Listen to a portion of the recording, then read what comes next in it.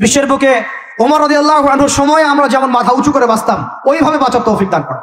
এমন একটা জায়গায় পুরো জাতিকে নিয়ে যাওয়ার তৌফিক দান করেন যেন আমাদের ভয়ে ওরা থরথর করে কাঁপা শুরু করেন। এগুলো বললে অনেক কথা, বললে কথা অনেক দিকে চলে যায়। কথা হচ্ছে আমরা বিগত 70 বছরে আমরা একটা মিসাইল বানাতে পারি না এখন পর্যন্ত। কথা অনেক গভীর। আমাদেরকে আরো ভয় করবে কিভাবে? এই বিশ্বে তো ঢাল তলোয়ার দিয়ে যুদ্ধ হয় না। ওয়াইদ্দু লাকুম মাস্তাতাতুম মিন কুওয়াতিন, সূরা আনফালের মধ্যে আল্লাহ পাক আয়াত নাযিল করেছেন, হে মুসলিমরা তোমরা শক্তি অর্জন করো, তোমরা শক্তি সামর্থ্য অর্জন করো। তুরহিবুনা বিহি আদুওয়াল্লাহি ওয়া আদুওয়াকুম, এই শক্তি দিয়ে তোমরা আল্লাহর দুশমনদেরকে ভয় দেখাবা। এটা কে বলেছেন? আল্লাহ বলেছেন। ওই শক্তি কই? তা আমরা আপোষে লড়াইয়ে পড়ে আছি, আঞ্চলিক রাজনীতি নিয়ে পড়ে আছি, ভাইয়ে ভাইয়ে মারামারি কাটাকাটি করছি, আমরা গীবত সমালোচনার রাজনীতি করছি, মূল শক্তিটা আমরা অর্জন করতে পারছি না। আল্লাহ পাক আমাদেরকে সেইটা বোঝার তৌফিক দান করেন। চিন্তা করবেন না, চিন্তা করবেন না, আমরা যদি করতে পারি আল্লাহ পাক আমাদের হাতেই বিজয় দিবেন ইনশাআল্লাহ।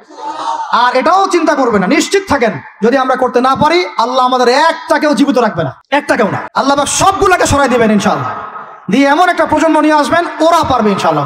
এটা ইয়াকিন রাখেন। আমরা যদি গাদ্দার হই, মুনাফিকি করি, আমানতের খেয়ানত করে ফেলি, ওই চেতনা আমরা যদি ধ্বংস করে ফেলি আল্লাহ পাক আমাদেরকে রাখবেন না। আর হে ঢাকাবাসী শোনেন, আল্লাহ পাক না রাখার জন্য একটা 5 মাত্রার ভূমিকম্প যথেষ্ট।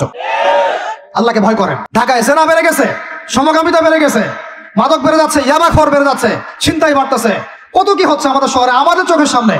অশ্লীলতার কারণে এই ভূমিকম্পের আযাব আসে, নোংরামির কারণে আসে, জেনার কারণে আসে, পরকীয়ার কারণে আসে, ব্যভিচারের কারণে আসে, ঘরে ঘরে ঢুকেছে এগুলো। আল্লাহ পাক আমাদের ঢাকাবাসীকে হেদায়েত দান করেন। আমি তো আপনাদের একজন, আমি কিন্তু আপনাদের একজন, আমি আপনাদের বাইরের কেউ না, কিন্তু এগুলো দেখে আমার মনটা কাঁদে, কষ্ট হয়। ঢাকা যেমন মসজিদের শহর, এই মসজিদের শহরের মধ্যে এরকম অন্যায় অবিচার ঘরে ঘরে কেমন করে ছড়িয়ে পড়ে? কেমন করে? একটা অপরাধ হয়েছে আমাদের। অপরাধটা হচ্ছে আমরা সৎ কাজে আদেশ করেছি, অসৎ কাজে সমানভাবে নিষেধ করি নাই। সৎ কাজে আদেশের সাথে এখন থেকে অসৎ কাজে নিষেধও করবেন। আল্লাহ পাক তৌফিক দান করেন। আল্লাহ পাক এই জজবা চেতনা আপনাদের সবার মধ্যে দান করেন। আমিন। আইন হাতে তুলে নেবেন না, কিন্তু অন্যায়ের প্রতিবাদ করবেন। অন্যায়ের কি করবেন? প্রতিবাদ করবেন। শেষ পয়েন্টটা বলি, ধর্মীয় অবস্থাটা কি? ভিতরে চোখ দিয়ে দেখেন। আপনার কাছে মনে হচ্ছে আমরা সবাই সংখ্যায় অনেক বেশি, কোটি কোটি মুসলমান, এত এত মুসলিম রাষ্ট্র, এত এত তেল, এত এত মিলিটারি পাওয়ার, ইত্যাদি ইত্যাদি, এত সংগঠন, অনেক কিছু, এত ধর্মীয় দল, এত আলেম ওলামা।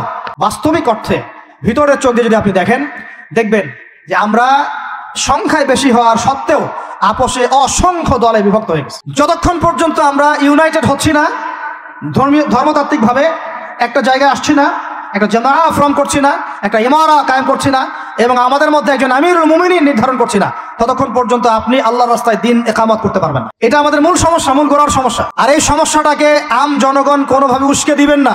আপনারা ওলামায়ে কেরামদের মধ্যে বিভক্তি বাড়াই দিবেন না, উস্কে দিবেন না, অনলাইন গরম করবেন না, চুপ করে থাকবেন। কিছু বলার যদি না থাকে চুপ করে থাকেন, তা বলার দরকার নাই। ওলামায়ে কেরামদেরকে একটা জায়গায় বসতে দেন।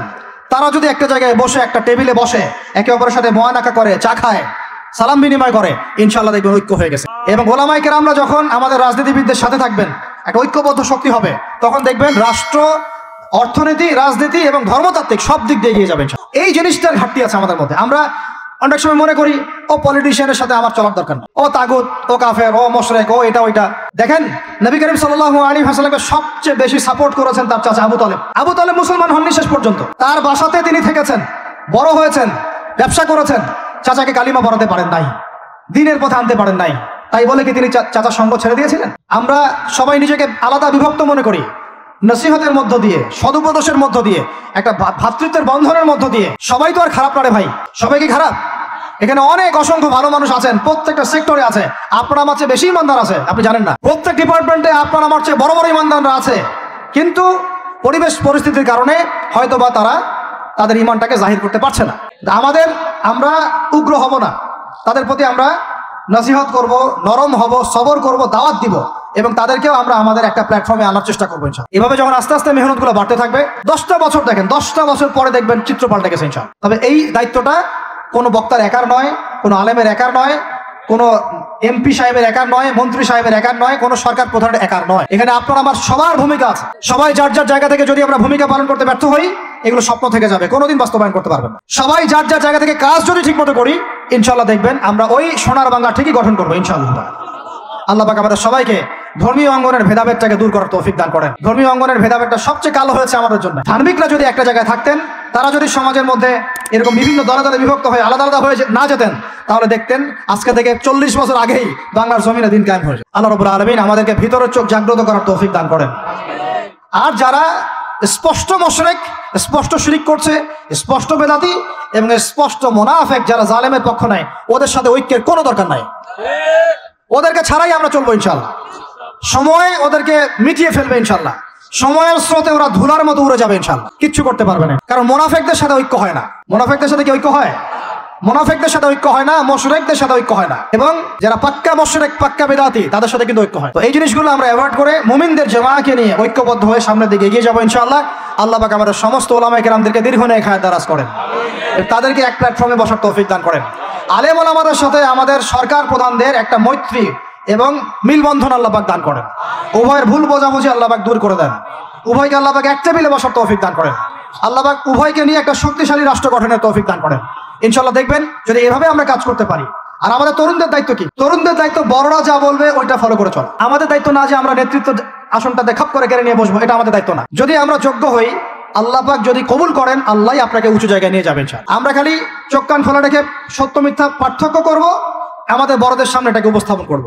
তারা যদি মুনাসিব মনে করেন, আমাদেরকে তাদের জায়গায় নিয়ে যাবেন। এবং আমাদের কাজ হচ্ছে ইলম অর্জন করা, তাজকিয়া অর্জন করা, বেশি বেশি আমল করা এবং উলামায়ে কেরামের সহমতে থাকা। এবং এই জাতিটাকে নিজের একক জাতি মনে করা, আলাদা মনে না করা। আমরা সবাই মিলে এক জাতি, মনে রাখবেন, আমরা সবাই মিলে এক জাতি। সরকার, প্রশাসন, আমজনগণ, উলামায়ে কেরাম, যুবক যুবতী, তরুণ তরুণী, আমাদের সন্তানরা, সবাই মিলে আমরা একটা মুসলিম জাতি। মনে থাকবেন ইনশাআল্লাহ।